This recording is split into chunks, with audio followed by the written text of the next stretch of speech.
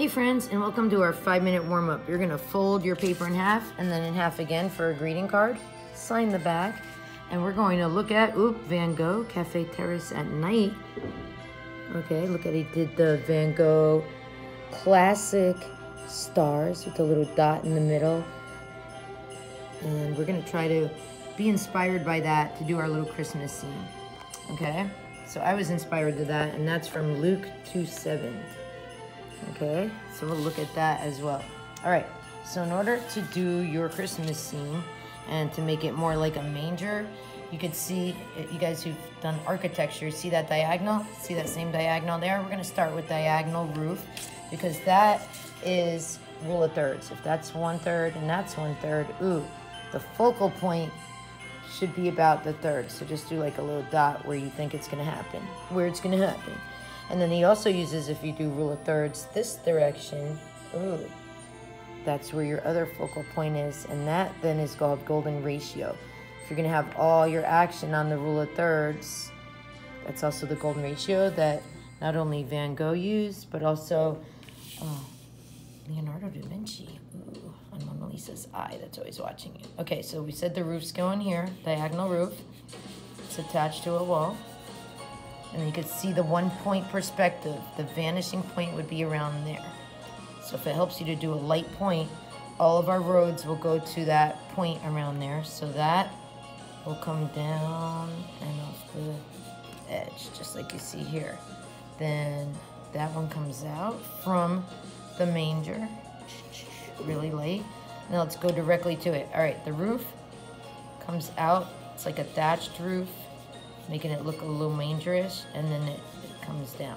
Now in here, you could see there's just a little head for Joseph, for the robe. And I'm gonna put it really close. It's sometimes nice to look at what you're doing. Then if we're gonna have his robe stop at baby Jesus, do a head, do the little blankie. Oh, it's all wrapped up. And then do the hay, the straw in the manger.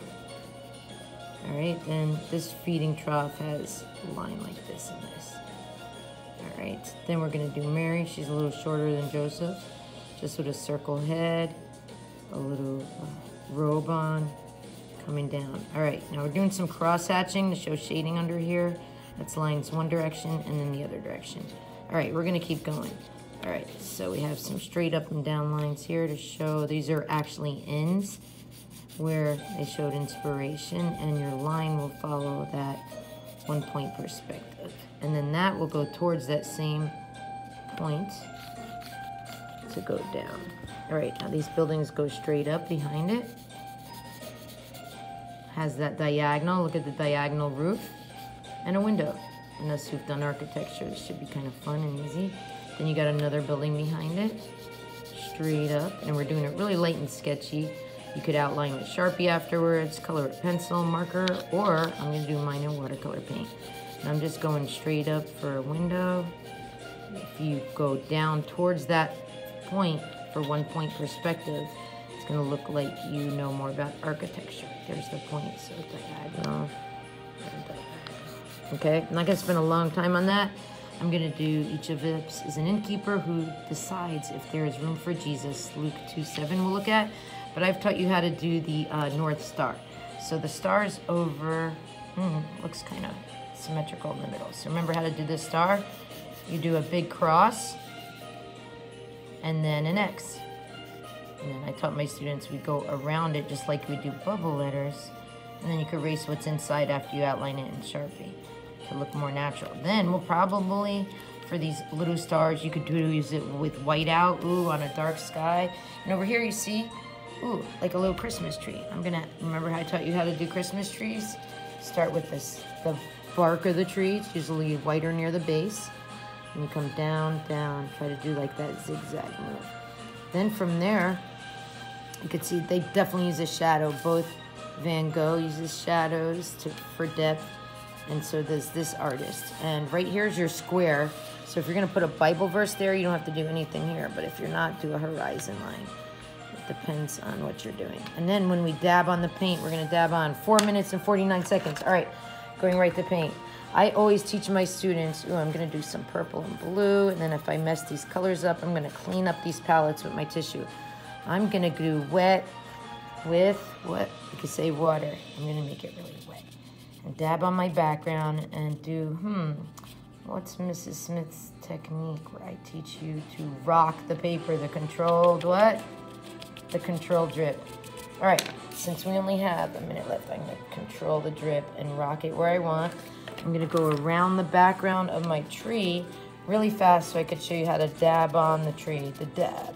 It's not only a dance move, it's a painting move. And hopefully you'll have two hands and yours will come better than mine. That's my goal, and I'm gonna overlap after. Okay, I'm gonna add some more black in my sky up above where it's darker, but I'm not gonna use black first because it'll have to get fresh water. Remember, I'm gonna end with my darkest color. I'm gonna do Army Green by How, friends? A little red or orange in the palette. Clean my brush, or else I'll be cleaning it out if I had green with the red, and get a little army green right there. Okay, oh, I like that.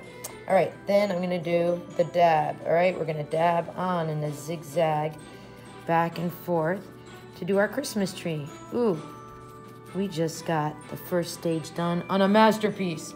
I'm gonna continue, but that's it for your 5-minute warm-up and our next masterpiece. It's actually 6 minutes because we're gonna spend a little longer, emulate Van Gogh's Starry Night.